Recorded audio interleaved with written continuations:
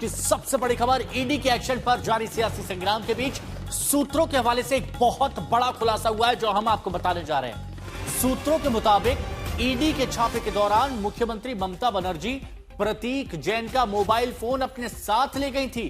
साथ ही ईडी अधिकारियों ने डीजीपी पर धमकाने का भी आरोप लगाया है। इस वक्त की ये बहुत बड़ी खबर आपको बता रहे हैं जो सूत्रों से आ रही है कि जब प्रतीक जैन के घर पर छापा पड़ रहा था ईडी का, तब ममता बनर्जी आती हैं और प्रतीक जैन का मोबाइल अपने साथ लिए चलती हैं।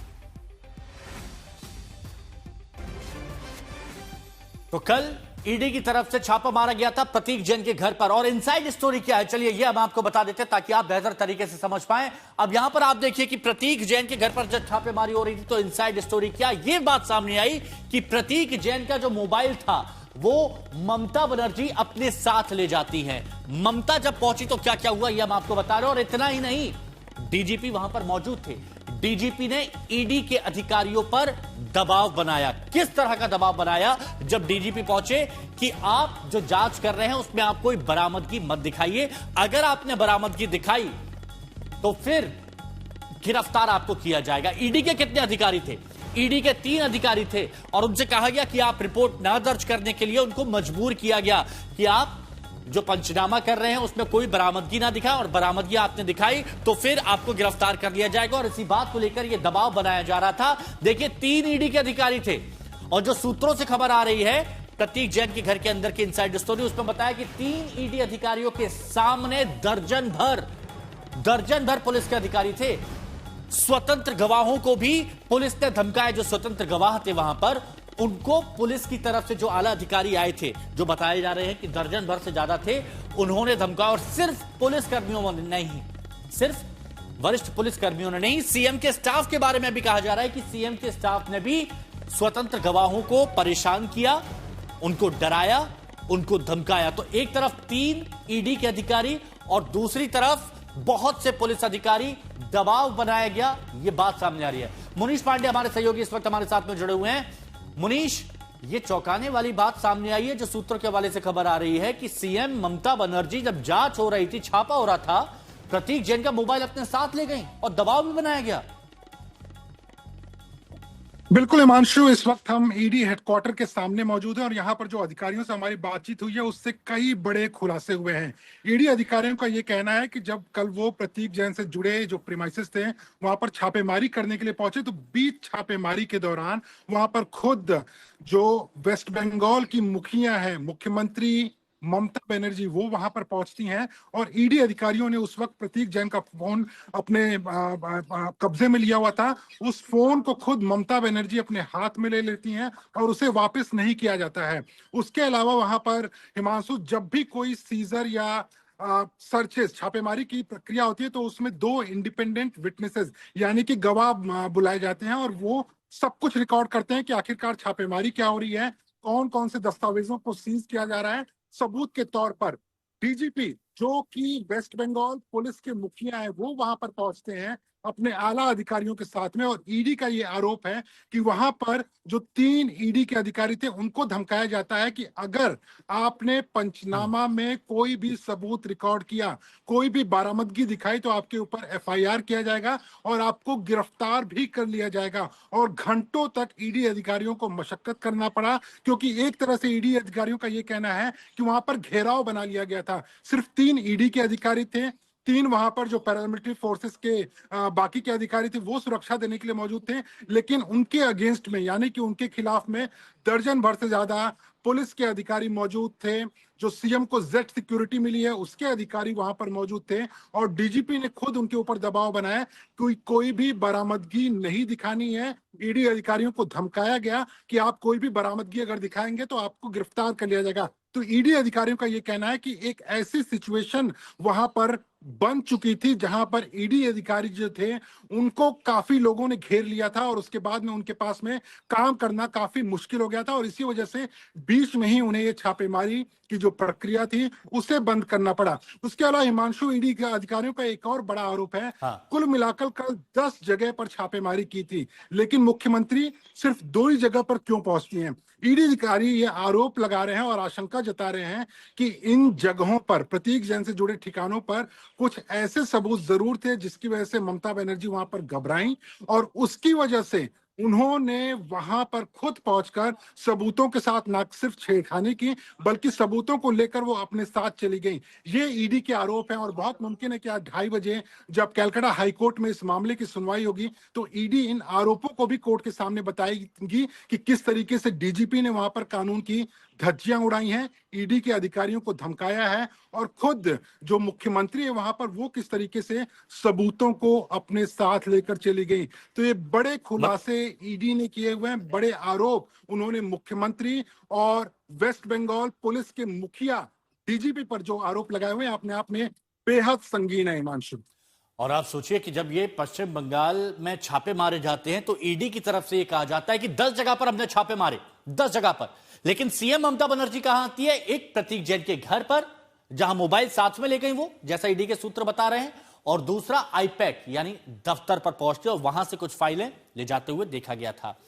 तो आईपैक और ईडी के छापे को लेकर पश्चिम बंगाल से दिल्ली तक इस वक्त रण छिड़ा हुआ है, सभी ने देखा भी है। टीएमसी नेता सड़कों पर उतर आए हैं और जबरदस्त विरोध प्रदर्शन किया जा रहा है। दिल्ली में टीएमसी सांसदों ने गृहमंत्री के दफ्तर के बाहर प्रदर्शन किया। 8 टीएमसी सांसद थे। तो कोलकाता में टीएमसी नेताओं ने मोर्चा संभाला। अब ममता बनर्जी की ईडी की कार्रवाई और केंद्र सरकार के विरोध में कोलकाता में मार्च निकालने की तैयारी, और अब से कुछ ही देर में यह शुरू भी होने वाला है, जिसको लेकर बंगाल की राजनीति में इस वक्त जबरदस्त तनातनी है।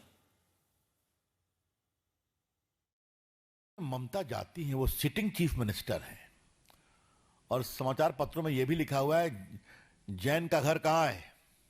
गाड़ी छोड़ती हैं और फ्लैट में घुसती हैं, उनके पुलिस कमिश्नर जाते हैं, पुलिस अफसर जाते हैं और वहां ईडी के लोगों को हड़काते हैं और ये बहस करती हैं और कागज छीन करके लेके चली आती हैं। उनका आचरण नहीं अमर्यादित, असंवैधानिक, शर्मनाक है, लेकिन लोकतांत्रिक मर्यादाओं का उन्होंने तार तार कर दिया है।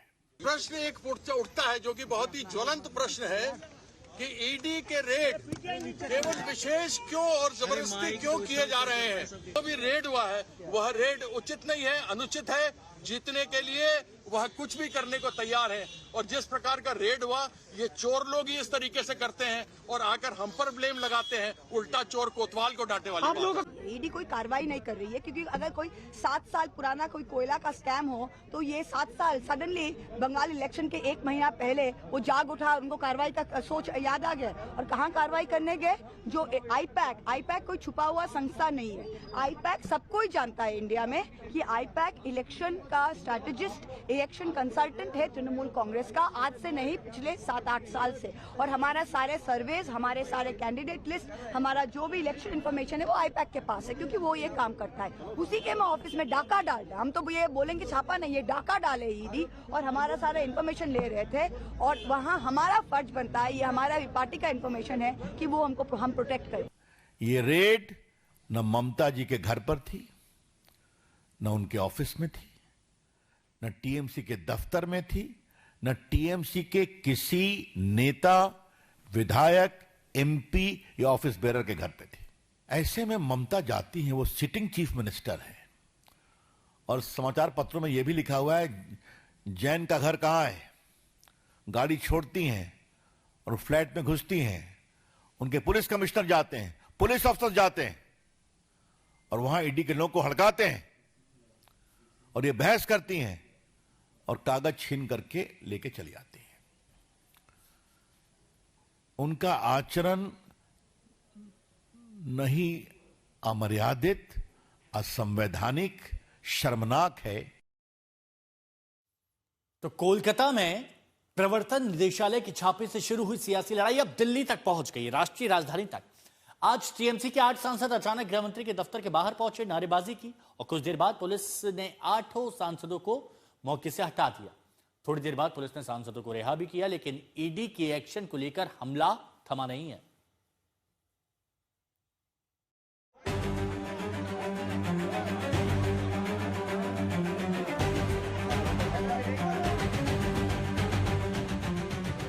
मुद्दा ईडी की कार्रवाई का था। तैयारी कोलकाता में थी, इंतजार ममता बनर्जी के मार्च का था। लेकिन पश्चिम बंगाल की सियासी जंग की गूंज दिल्ली तक तब सुनाई दी जब टीएमसी सांसदों की टोली गृह मंत्री अमित शाह के दफ्तर के बाहर विरोध प्रदर्शन के लिए पहुंच गई। जुटान अचानक हुआ, विरोध प्रदर्शन तेज हुआ तो फौरन दिल्ली पुलिस भी मौके पर पहुंची। टीएमसी सांसदों को शांत करने का प्रयास हुआ तो बात बहसा बहसी तक पहुंच गई। Mr. Manoj Kumar Singh, I know it is not your fault. You are acting on behalf of your Home Minister and everybody. Don't touch my MP. Don't touch him. His leg is hurt already. Sir please आप गाड़ी में चलिए। ये अस्पताल लेके जाइए आगे, आप आगे। मैं उठोगे तब तो। नहीं आप नहीं सर ये जी सर हम लोग कोऑपरेट करेंगे। जी पूरा लगा दिया है गेट पे, आपसे झगड़ा नहीं है। पुलिस की मौजूदगी में भी नारेबाजी जारी थी। अमित शाह के खिलाफ जोरदार प्रदर्शन था और दावा बंगाल चुनाव में बीजेपी को हराने का। जीतेंगे जो भी कर ले इस बीजेपी को हम हरा के रखेंगे, जो भी कर ले। पिंच मत करो।